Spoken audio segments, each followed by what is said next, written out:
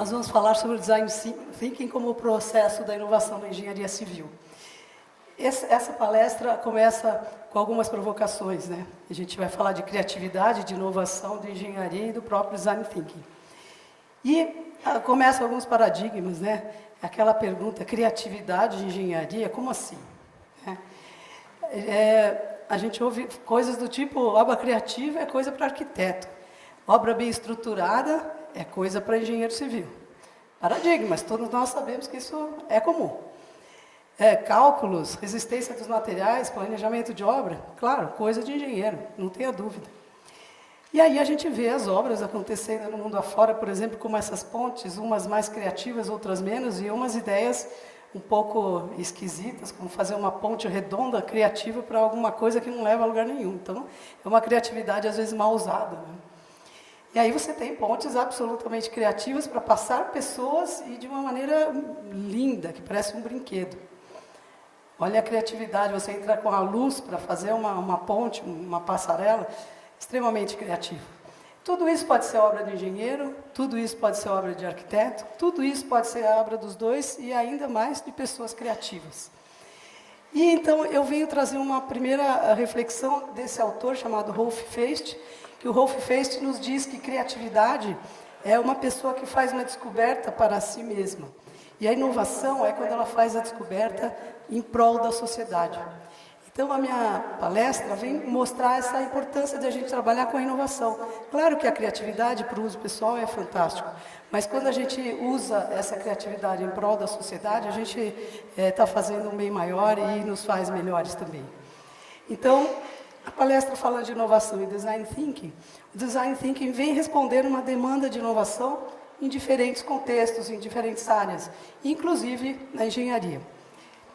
O Design Thinking, como uma pequena definição, é um processo que permite que equipes multidisciplinares, então a primeira coisa importante são equipes multidisciplinares, criem soluções rentáveis, viáveis, desejáveis, inovadoras, a partir da observação das necessidades do usuário. Então, você parte do seu cliente, das necessidades daquelas pessoas que serão suas clientes da obra, e por equipe multidisciplinar, você envolve uma solução inovadora, mas extremamente responsável, viável, rentável e tudo mais. Então, a origem do Design Thinking. O Design Thinking, não sei se vocês já ouviram falar, o Design Thinking ele tem sido praticado muito pelo pessoal da gestão, da área de administração. Mas por quê? Ele ficou famoso em 2010, quando o Tim Brown ele pegou toda a teoria que o Buchanan, lá em 1992, trouxe num artigo chamado Wicked Problems in Design Thinking, e ele transformou isso num processo. E começou a vender isso como consultoria. Vocês imaginam, Stanford fazendo um processo de consultoria para promover a inovação, todo mundo comprou e o mundo está praticando isso de uma maneira absurda em todas as áreas. Então, hoje a gente tem centenas de autores falando do Design Thinking desde 2010. Eu gosto de falar que o Design Thinking nasceu no contexto dos Wicked Problems, que também, para a gente minimizar essa teoria, a gente diria que são problemas complexos. O problema do mundo hoje complexo é, por exemplo, um crescimento de uma comunidade, de uma favela, de uma forma desordenada, que não tem, às vezes, nem rua, nem escada, e às vezes tem que passar na casa de alguém para ir para outra rua. Ou a falta de água, ou o excesso de população, ou a fome, a miséria, etc. Então, esses são os problemas complexos. Então, o Design Thinking ele não veio para solucionar um problema relativamente simples, como que cor vamos pintar a parede, que a altura vai ser o degrau da escada. Mas, olhando a complexidade de todos os envolvidos no processo, e aí promover a inovação de uma forma viável, rentável, etc. Como processo, existem centenas de processos. Eu trouxe o original, que é o do Tim Brown. Ele nos mostra que, no primeiro momento, você tem um momento de inspiração, o segundo momento, o momento da idealização, e o terceiro momento da implementação. Até aí não tem grandes novidades, ainda mais para engenheiro, que sabe que tudo tem um processo. Mas a novidade é como fazer isso. De que forma criativa se pode fazer isso? Quais ferramentas se podem usar para se fazer esse processo? Então, é isso que eu vou descrever nos próximos slides. Antes disso, a gente tem as características típicas do Design Thinking, que é, primeiro, a colaboração.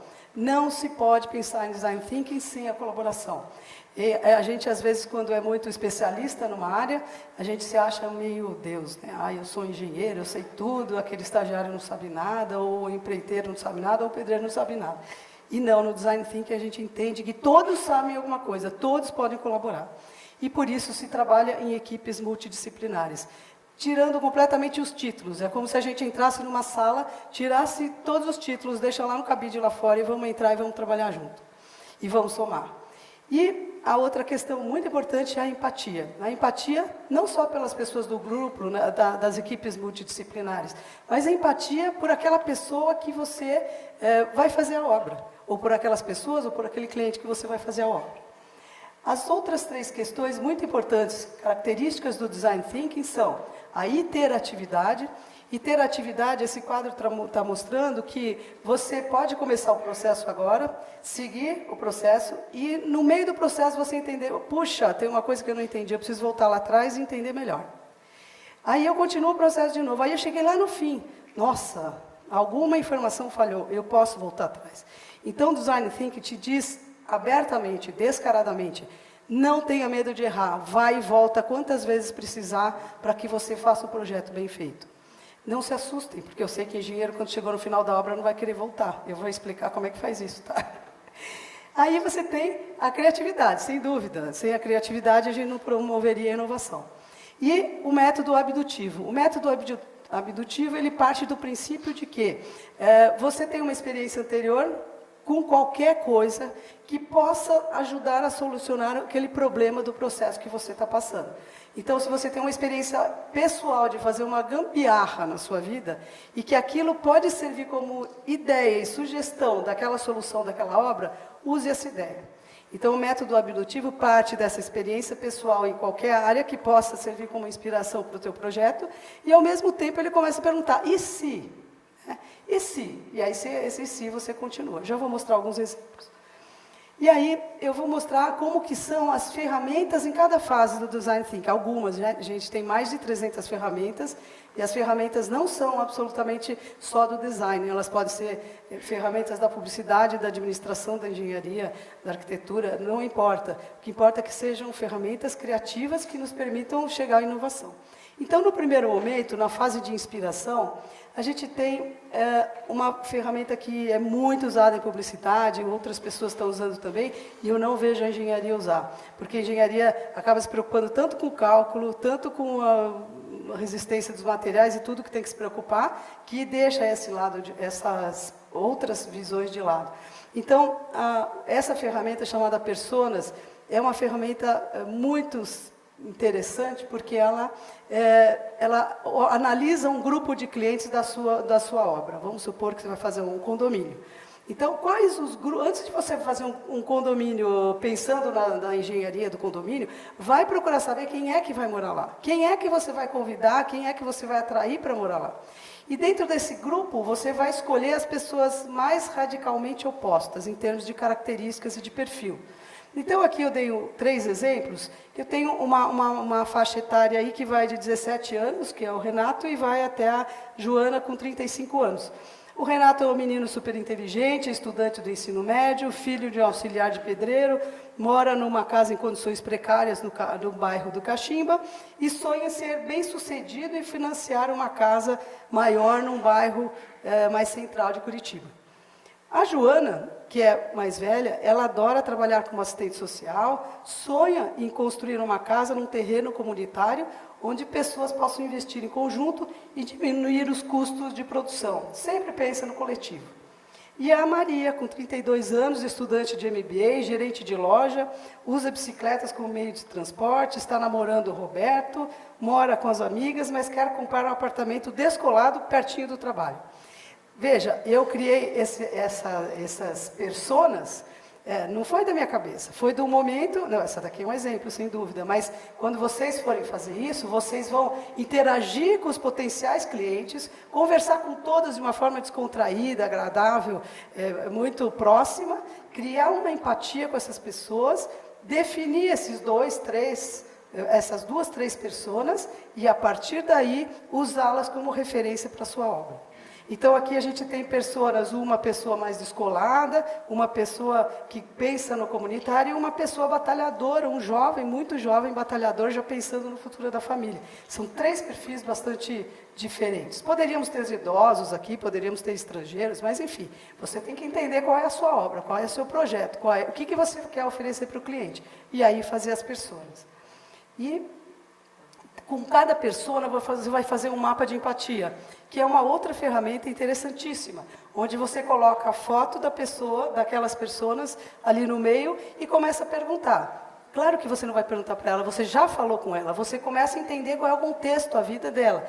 Então, o que ela pensa e sente? Ela pensa em casar, ela pensa em ser livre, ela tem angústia em planejar o futuro e outras coisas. O que ela ouve? Eu preciso ter um estilo de vida mais sustentável. O mundo é um perigo. Construir mais barato que comprar pronto. E assim, qual é o mundo? O que ela ouve em relação à sua obra da engenharia, mas em relação à vida dela também. E assim por diante. Então, o que ela pensa e sente, o que ela ouve, o que ela vê, o que ela fala e faz. E no fim você tem uma síntese dizendo quais são as dores. Então, ela tem conflito entre o que idealiza e o que concretiza. Ela quer viver de acordo com os seus ideais de vida. Isso são as dores. E quais as necessidades? Então, ela tem necessidade de produtos e serviços que facilitem a vida. Ela precisa de informação com qualidade e facilidade de acesso. E ela precisa de produtos mais sustentáveis. Então, para esta pessoa eu tenho esse mapa de empatia. Eu faço isso para as 3 pessoas, para entender o grande contexto. Gente, percebam a qualidade de informação que vocês começam a ter em mãos antes de começar a pensar na obra. E com isso, quando a obra estiver pronta, você será mais bem sucedido, porque você está falando para aquele público que você entendeu profundamente, você criou uma empatia com ele.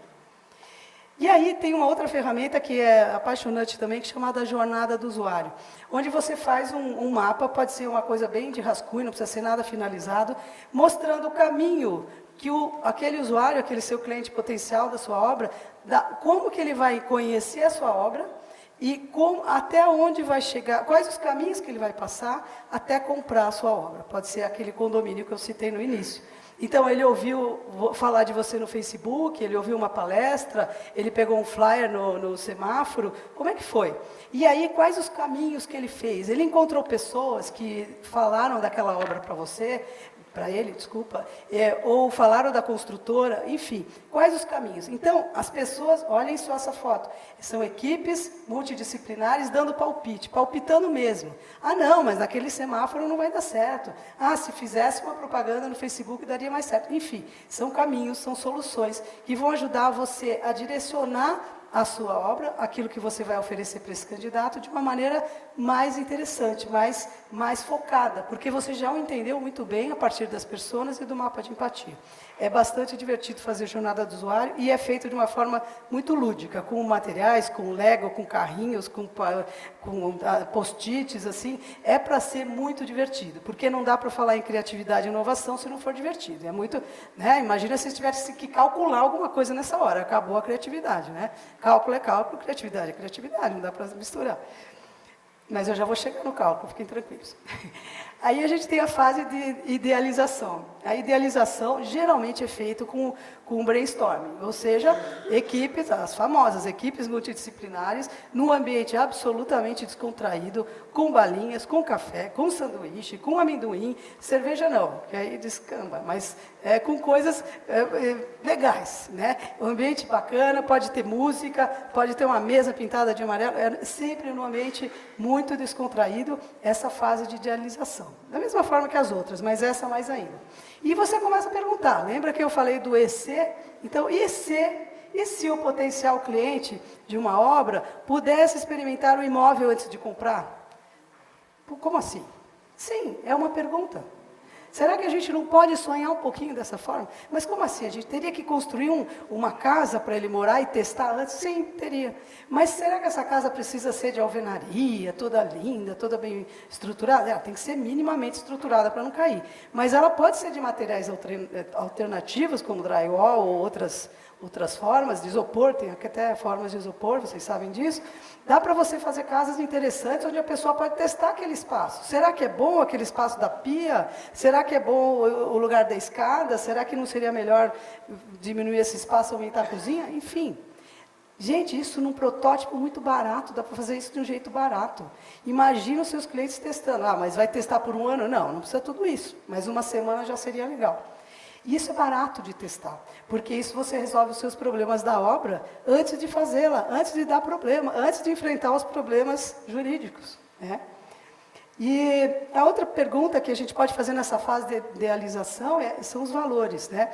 Qual o valor que o cliente potencial dá na obra que você está oferecendo? Então você inventa essas coisas, esses topos malucos de Gaudí para fazer uma homenagem ao grande mestre, mas será que as pessoas vão querer ou vão entender isso como um monte de sorvetinho colorido no topo e não querem, então vão achar isso cafona, né? E o prédio, ele quer morar num prédio retinho, todo bonitinho, ou quer morar num prédio trançado? Que valor que ele dá para esse prédio trançado, que é uma maravilhosa obra de engenharia? E morar num condomínio. Você tem um condomínio, mas você tem um mar de piscinas do lado. Quer dizer, você paga o apartamento lá R$1,5 milhão e paga de condomínio R$15 mil para sustentar a piscina. Será que é isso que o seu cliente quer? E aí, quando você tentou aquelas obras, tentou aquelas ideias, você começa a perguntar de novo. Não se baseia só nesses valores iniciais que você tentou mapear do seu cliente, mas começa a perguntar como podemos combinar essas ideias, como podemos substituir materiais, como podemos adaptar formas, como podemos modificar, propor, eliminar, reorganizar estas obras ou parte dela. E aí você pode chegar em soluções como essa, você tinha aquelas torres do sorvete lá de Gaudí que viram uma torre de metal. Você pode, aquelas torres trançadas viram duas torres com uma passarela no meio, ou então aquelas piscinas que eram mar, viram piscinas individuais para cada casa, ou para cada apartamento. Então, esta fase de idealização, ela é muito rica, porque a gente não precisa ter medo de nada, porque ela ainda está no mundo das ideias. Então, a ideia é provocar muito, muito, muito. Essas são algumas ferramentas, a gente tem zilhares, né? E a outra coisa importante a fazer, eu já falei e repito, a importância de você fazer mockups e maquetes em baixa resolução para você testar, com materiais sempre alternativos para uso real. Não adianta testar a maquete, eu acho lindo as maquetes que os engenheiros e arquitetos fazem, mas eu não consigo ver o usuário naquela maquete, eu não consigo ver, porque eu quero ver ele usando, eu quero ver ele subindo a escada, eu quero ver ele indo no banheiro e fechar a porta para ver se dá para fechar, para ver se na cabeça não bate no teto, mesmo a minha de 1,5 m. Né? São coisas que precisam ser testadas, embora eu sei que foi feito com escala e com responsabilidade, mas precisa ser testada. O conforto térmico, uma coisa grave, né, a ser testada. E aí, na última fase de implementação, aí sim, fiquem tranquilos, a palestra deixa vocês mais confortáveis, vocês podem usar e devem usar a engenharia. Né? Então, aí fazer todos os cálculos, vai contratar pessoal, vai fornecedores, vai, enfim, construir a sua obra, mas ainda solicito, sugiro que vocês façam testes ainda durante a execução da obra. Então, você tem lá os desenhos, né, da escada, onde começa a fazer estudos dessa escada, e lembra da sua persona, por favor, porque se a sua persona for uma pessoa de idade que mora no sobrado, ela, em algum momento, pode precisar subir escada com um aparelho, com uma cadeirinha, tal. Então, assim, não adianta, nós falamos de 3 pessoas jovens, né? Mas e se tivesse um idoso ou alguém não tão jovem, alguém de 45 anos que vai morar na casa 15, 20 anos? Não sei o que pode acontecer. Então, tem que prever essas coisas também. Pensem nisso, criem essa empatia desde o começo para fazer um projeto mais real para o seu cliente. E aí, eu coloquei ali uma foto de uma moça subindo a escada correndo, que talvez seja a realidade daquelas 3 pessoas, onde a pessoa não tem tempo da academia, vai subir dessa escada todo dia. Legal, mas que seja uma escada que não vai enganchar o pé cada vez que ela vai subir também, né? Então, assim, ok, estamos aqui na hora da obra, estamos fazendo os cálculos, estamos engenheirando, mas mesmo assim façam testes no processo da obra. Pequenos testes, coisas não muito caras. O Design Thinking nos propõe isso, que a gente erre mais cedo para ganhar mais tarde. A gente erre logo. Não sei se vocês lembram, um assunto que não tem a ver com engenharia, mas só para lembrar, que a Samsung lançou aquele, acho que era o S5, com uma bateria Power, e essa bateria, quando entrava no avião, ela explodia. Uma coisa incrível, né? Imagina se a Samsung tivesse feito esse teste antes, esses testes de baixa resolução, ela não teria o prejuízo de milhões como ela teve. Né? Então, é isso que o Design Thinking nos mostra. Ele, além de provocar inovação, ele nos pede para criar empatia com os nossos clientes potenciais e gerar soluções viáveis, factíveis e tudo mais para o público que nos interessa.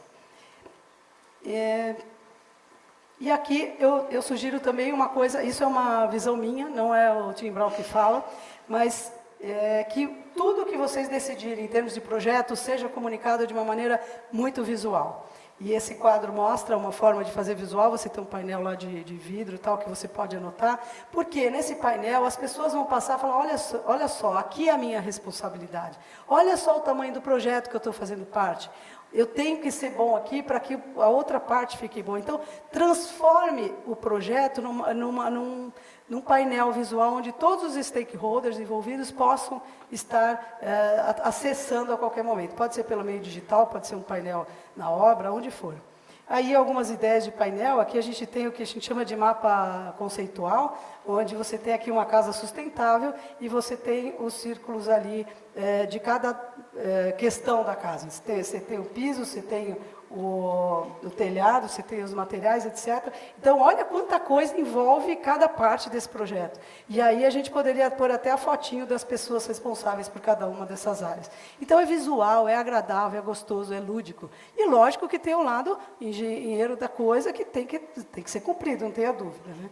Uma outra forma de mostrar isso seria por um infográfico, que é pouquíssimo usado. Eu tive maior dificuldade em encontrar exemplos, então acho que dá para vocês trabalharem isso. E tem sites que fazem infográfico, e não é difícil fazer, não precisa ser designer para fazer, hoje tem tudo de mão beijada, né?